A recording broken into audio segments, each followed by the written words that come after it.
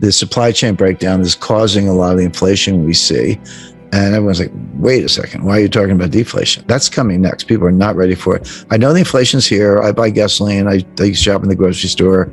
I get it. It's persistent. It's not transitory. I understand all that. But inflation has two major sources. One is the supply side, which is called cost push inflation. So that's energy price shocks, fertilizer shortages, strategic metal shortages, component suppliers who can't deliver stuff to factories in Germany and they're shutting down, et cetera. The other cause is from the demand side, and that's called demand pull inflation. Basically, it's psychological.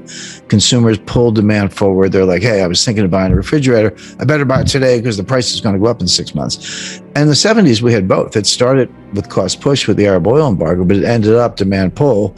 I was starting my career at the time. Your boss would just give you a raise. You didn't even have to ask. Inflation was going up so fast. Like, I better give this guy a raise. Here's another, $30,000 or whatever, because people would quit, and that sort of spun out of control until Volcker squashed it all. Right now, we do not have demand pull inflation. We do have cost push inflation. The difference is hugely important because cost push inflation from the supply side, it's real, prices go up, but it's self-negating. The old saying that, the cure for higher oil prices is higher oil prices, because when they get too high, people stop driving. They shut down various activities. By the way, if you're unemployed, you're not buying any gasoline because you're not going anywhere. That's kind of a nasty way of putting it, but that's how cost push inflation tips into a recession and then prices come down. And we saw that in 1974.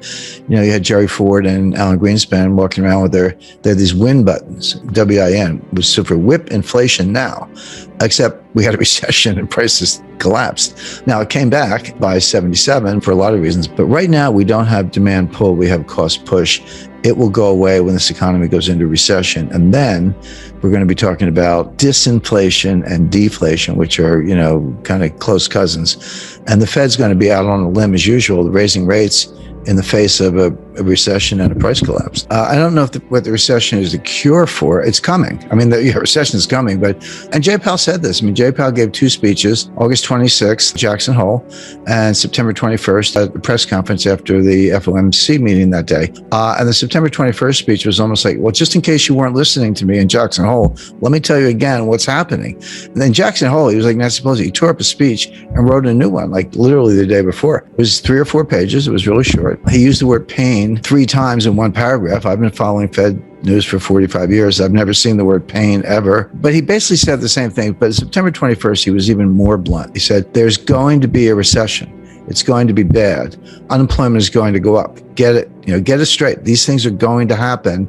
And that's what it's going to take to get inflation under control. But he went on and on about how inflation was job one because the Fed has this dual mandate, which never made sense, but it's the law. Humphrey Hawkins. The dual mandate is price stability and low unemployment. Those two things don't always go together. And sometimes you got to make trade-offs between the two. But right now, the trade-off is very easy, which is unemployment's really low. Now, I don't put much weight on it, but the Fed does. Again, put your Fed hat on.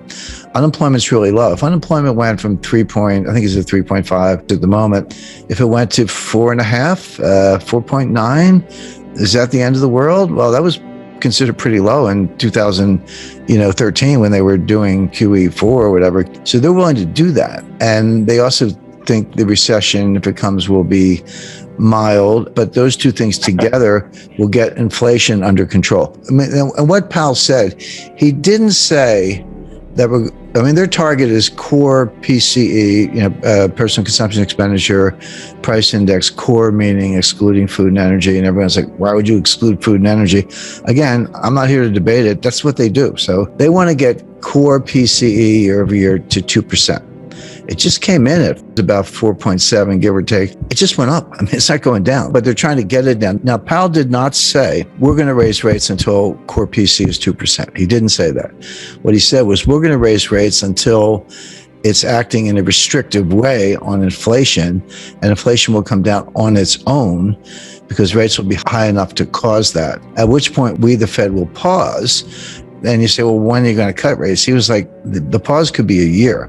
So you're talking, forget this Fed pivot nonsense. I mean, you're talking 2024, if then, before they cut rates. But in the meantime, they've got to get rates high enough so they're going to get rates up to five-ish. It's like I remember in Vietnam, the old saying, we had to destroy the village to save it. We have to destroy the economy to save it. This is the latest in a long string of Fed blunders since 1913. Seems to be their specialty, but that's what they're doing. And then beyond all that there's a brewing global liquidity crisis, a global financial crisis that's different from a recession. It's financial panics and recessions are two different things. They can come separately. In 1998, we had a financial panic, but there was no recession. In 1990, we had a recession, but there was no financial panic. In 2008, we had both. They can come together. It looks like they might be coming together again. This is revealed in inverted yield curves. Major dealers are bidding at auction for treasury bills. The Fed will give you treasury bills with a phone call. All you have to do is call the Fed and do a reverse repo with the Fed. They'll give you some treasury bills. But the banks are bidding at auction for treasury bills at yields to maturity lower than what the Fed will give you for a phone call. Why would you do that? The answer is the Fed bills cannot be rehypothecated. They cannot be used as collateral, but the auction bills can. So what that tells you is there's a collateral shortage. That means deleveraging balance sheets. It means financial distress. And we also see it not just in the treasury yield curve, which is inverted from right now 6 months to 10 years, but also the Euro-dollar futures curve, which is even more troubling. It's not unprecedented, but it is rare, and it's not a good sign. But the Fed continues, raising rates in the teeth of this really bad data. So I look for a severe recession in the U.S., really global, because it tells the global outlook is pretty bad. And then on top of that, possibly a global financial liquidity crisis worse than 2008. They could at least pause now, or maybe even cut rates.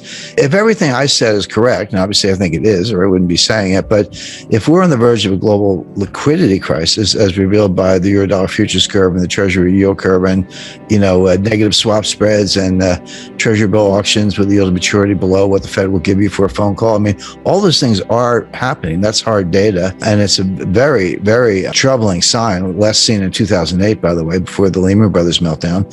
If all that's happening, and the fundamental signs are also weak, how are you going to drive a trade surplus with the strongest dollar in 20 years?